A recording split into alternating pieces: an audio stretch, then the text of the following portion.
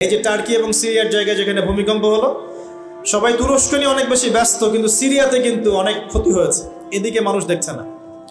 আর সিরিয়ার মানুষদের কি যে দুর্ভোগ, কি যে দুর্দশা, এটা দেখার জন্য শুধু আল্লাহই আছেন, আমরা কেউই নাই। এটা দেখার জন্য শুধু আল্লাহ আছেন, আর কেউ নাই পাশে। এই 12-14 বছরের যুদ্ধ বিগ্রহে যা হয়েছে সিরিয়ার অবস্থা, ওইটাকে খেলার মাঠ পেয়েছে পশ্চিমারা। এই মাঠের মধ্যে তুরস্কও ঢুকে গিয়েছিল, এটাও একটা শাস্তি হতে পারে। ন্যাটোর সাথে ঢুকে সেও এখানে হামলা চালিয়েছে, এটাও হতে পারে, আল্লাহ ভালো জানেন। সিরিয়ার মাজলুম শিশুদেরকে আকাশের নিচে রাত কাটাতে হয়, 3 দিনে একবার খাবার পায় তারা। একই অবস্থা ইয়েমেনেও আছে। ইয়েমেনে যে বলা হয় যে 5 থেকে 6 লক্ষ মানুষ মারা গেছে বিগত গৃহযুদ্ধে 2010 সাল থেকে। আর সেখানে যতজন মানুষ মারা গেছে তার মধ্যে 60% হচ্ছে বাচ্চা। তো এই বাচ্চাদের কি দোষ ছিল? তারা কি জানতো শিয়া কাকে বলে, সুন্নি কাকে বলে? তারা কি জানে দুনিয়া কি, আখেরাত কি? তারা কি জানে কোনটা হক কোনটা বাতিল? তারা তো জানে যে মায়ের বুকের দুধ খেতে হয়, দুধের বাচ্চাগুলো দুধ পায় না, মায়েরা দুধ দিতে পারে না, খাবার নাই, দুর্ভিক্ষ। এই সংকটের জন্য কে দায়ী? আল্লাহ না মানুষ? কে দায়ী? যাহারাল ফাসাদু ফিল বাররি ওয়াল বাহরি বিমা কাসাবাত আইদিন নাস। আল্লাহ পাক বলছেন জলে স্থলে যে বিপর্যয়গুলো ছড়িয়ে পড়েছে এগুলো মানুষের হাতের কামাই। কার হাতের কামাই? মানুষের হাতের কামাই। একই অবস্থা ইরাকেও ছিল, মনে আছে? সাদ্দাম হোসেনের কাছে পারমাণবিক অস্ত্র আছে বলে কত নাকি করা হলো, করে লক্ষ লক্ষ মানুষকে মেরে ফেলা হলো। পরে বলল আমরা সরি, আসলে সেখানে কোনো অস্ত্র ছিল না, we are sorry for that. তারা বলে দিল আমরা এর জন্য সরি, ব্যাস লক্ষ লক্ষ মানুষের রক্ত ঋণ শোধ হয়ে গেল। আবু গারিব নামে একটা কারাগার ছিল, এখনো আছে। ওই কারাগারের মধ্যে মুসলিমদেরকে ঢুকিয়ে যে নির্মম নির্যাতন করা হতো আপনারা জানেন না। পাকিস্তানের একজন ডক্টর মহিলা, ওই যে উনি নিউরো মেডিসিন ডক্টর আফিয়া, উনাকে মনে হয় 10 থেকে 12 বছর ধরে ওখানে নির্যাতন করা হয়েছে।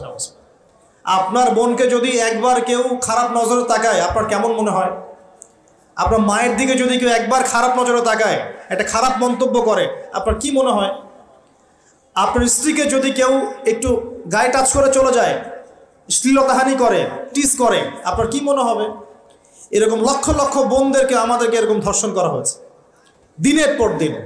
গ্যাং রেপ বলে, গ্যাং রেপ মানে একসাথে 10 জন 12 জন মিলে আমাদের বোনদেরকে ধর্ষণ করেছে।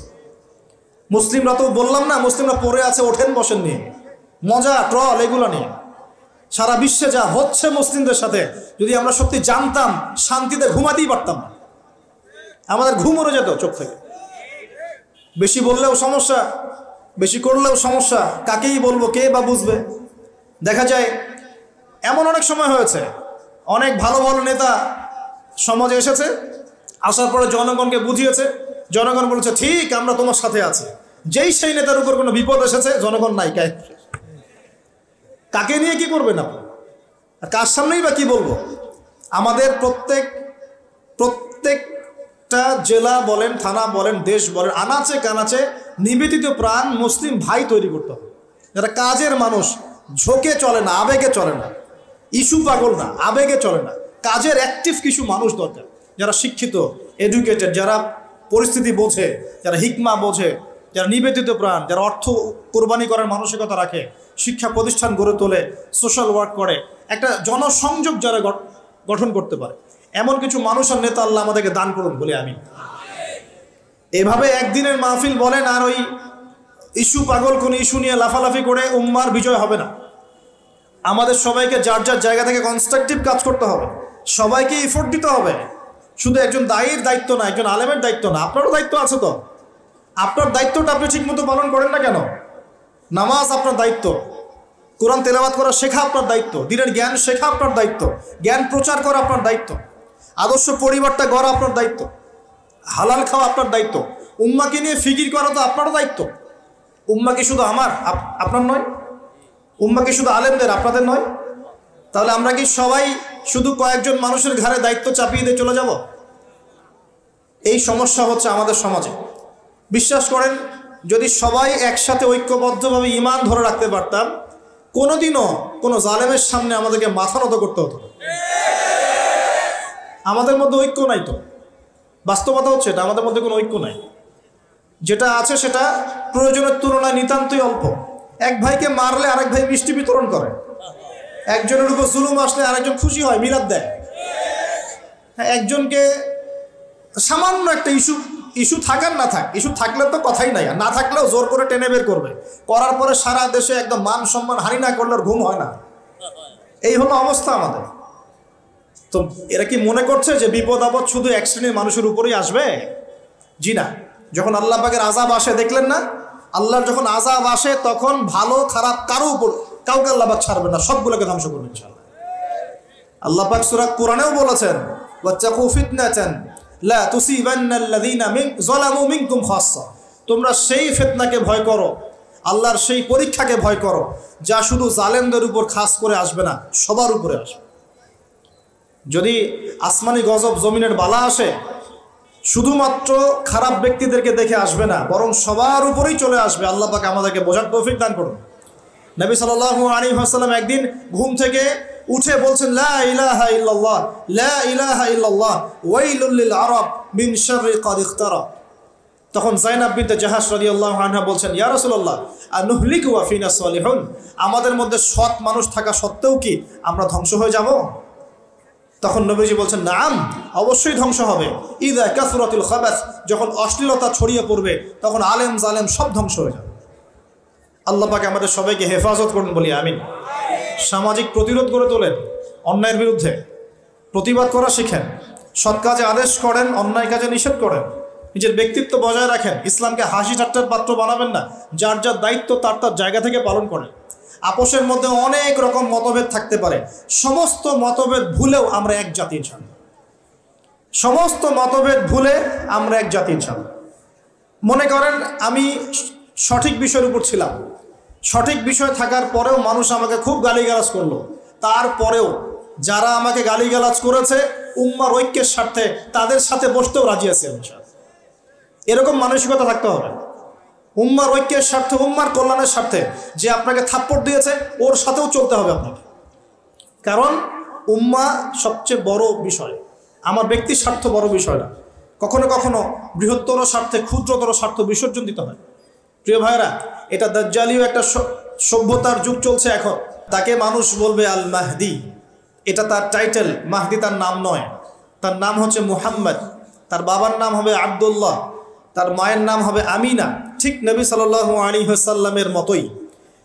এবং তিনি মুহাম্মদ সাল্লাল্লাহু আলাইহি ওয়াসাল্লামের বংশধরদের মধ্যেই হবেন। মাহদি চট্টগ্রাম থেকে বের হবে না, মাহদি বুয়েট থেকে বের হবে না, বাংলাদেশ থেকেও তো দু চারটা মাহদি অলরেডি বের হয়ে গেছে, বের হয় নাই। আর মাহদি আরবি ভাষায় কথা বলবে। কি ভাষায় কথা বলবে? পাঞ্জাবি ভাষায় কথা বলবে না। আমাদের পাঞ্জাব থেকে একটা মাহদি বের হয়েছিল ইংরেজদের সময়, ব্রিটিশ আমলে। সে বলেছে আমি মাহদি, আমি ঈসা, নাউজুবিল্লাহ। পরে দাবি করেছে সেই নবী। আর বাংলার মাটিতে এদের দাওয়াত এখন খুব জোরে জোরে চলছে। নাম দিয়েছে আহমেদিয়া মুসলিম জামাআত, নাম শুনেছেন নাকি? তাদের এই নেতা দাবি করেছিল সে মাহদি, সেই ঈসা, নাউজুবিল্লাহ। তো মাহদি আরবি ভাষায় কথা বলবে ভাই, আর মাহদি হবেন আরব মায়ের সন্তান, পাঞ্জাবি মায়ের সন্তান না। পাঞ্জাবি ভাষায় কথা বলবে না, বাংলা ভাষায় কথা বলবে না। তিনি মদিনা থেকে আসবেন। কোত্থেকে? তিনি দায়িত্ব নিতে চাইবেন না, বরং পালিয়ে আসবেন মক্কায়। মানুষ তাকে জোর করে দায়িত্ব দিবে। আপনারা যারা হজ করেছেন, কাবা ঘরের এই যে তাওয়াফ তো করেছেন মাশাআল্লাহ, তাওয়াফ এবং এই যে আপনার মাকামে ইব্রাহিম, এর মাঝখানে ইমাম মাহদিকে তারা পেয়ে যাবে এবং সেখানে তার হাতে বায়াত নেওয়া হবে এবং তিনি মুসলিমদেরকে ঐক্যবদ্ধ করে এই জুলুমের এগেনস্টে যুদ্ধ করবেন ইনশাআল্লাহ। বিশ্ব এখন অনেক কিছু দেখা বাকি আছে, হতাশ হবেন না। বিশ্বে এখন অনেক কিছু ঘটা বাকি আছে। মহামারী হয়েছে, জালজালা হবে, হ্যাঁ, আল্লাহ পাকের আযাব গজবগুলো আসবে, নৈতিকতার অবক্ষয় হবে, জুলুম বাড়বে, ঘরে ঘরে ফিতনা ছড়িয়ে পড়বে। এর মধ্যেও আসহাবুল কাহফের মতো কিছু মানুষ ঈমানও ধরে রাখবে ইনশাআল্লাহ। আল্লাহ পাক যাদেরকে দিয়ে কাজ নিবেন, আল্লাহ পাক তাদেরকে তৈরি করবেন। নতুন প্রজন্ম আল্লাহ পাক নিয়ে আসবেন। কোরআনকে কেউ মিটিয়ে ফেলতে পারবে না, সুন্নতকে কেউ মিটিয়ে ফেলতে পারবে না। এটা পৃথিবীতে থাকবেই ইনশাআল্লাহ তাআলা। প্রত্যেক দেশে দেশে, জেলায়, থানায়, প্রত্যেকটা জায়গায় আল্লাহ ভীরু কিছু মানুষ থাকবে ইনশাআল্লাহ তাআলা। আল্লাহ পাক তাদের অন্তরের মধ্যে গায়েবী একটা মিল বন্ধন দিয়ে দিবে ইনশাআল্লাহ তাআলা। এভাবে চলতে থাকবে সময়। যখন ইমামুল মাহদি আসবেন তখন বিশ্বে যুদ্ধ বিগ্রহ চলতে থাকবে, অনেক ব্যাপক যুদ্ধ চলতে থাকবে। তখন ইমামুল মাহদি মুসলিমদেরকে নিয়ে এই যে জালেম শক্তির বিরুদ্ধে যুদ্ধ করে ওই জায়গা স্বাধীন করবে ইনশাআল্লাহ। কিন্তু তারপরেও দাজ্জালকে হত্যা করা যাবে না। দাজ্জাল খুবই শক্তিশালী হবে এবং তার অনুসারীরা হবে প্রচণ্ড শক্তিশালী। তখন আল্লাহ রাব্বুল আলামিন এই মিথ্যা মাসিহকে মেরে ফেলার জন্যে আল্লাহ পাক আসমান থেকে সত্য মাসিহ ঈসা আলাইহিস সালামকে আবার পাঠাবেন। বলেন সুবহানাল্লাহ।